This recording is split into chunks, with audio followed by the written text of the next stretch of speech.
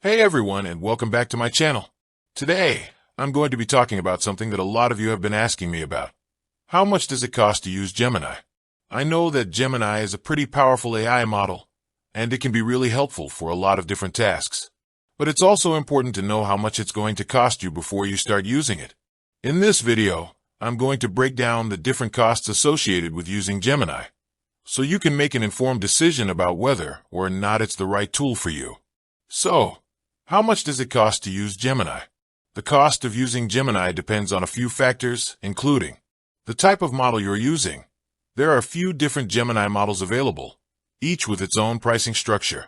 The amount of data you're using. The more data you use, the more it will cost you. The amount of time you're using Gemini. The longer you use Gemini, the more it will cost you. Gemini pricing tiers. Here's a quick overview of the different Gemini pricing tiers. Gemini 1. This is the most basic model, and it's free to use for up to 100,000 tokens per month. Gemini 2.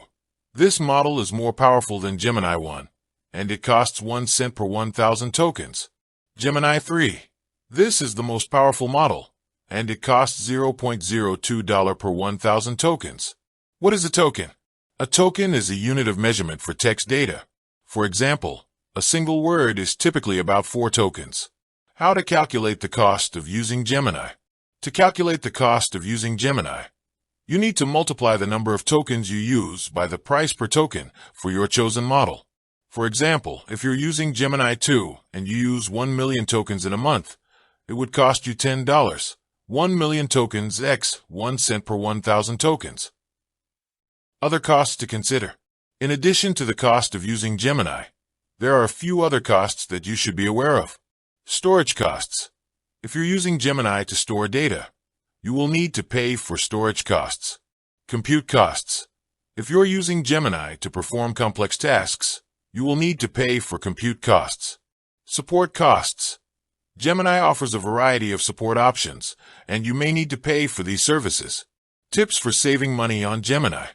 Here are a few tips for saving money on Gemini. Use the right model for your needs. Don't use a more powerful model than you need.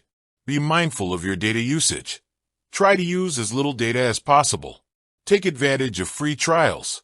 Gemini offers free trials of its different models. Look for discounts.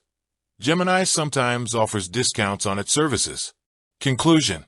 I hope this video has helped you understand how much it costs to use Gemini. If you have any questions, please feel free to leave a comment below. Outro. With that said, thanks for watching, and until next time, stay safe and keep learning.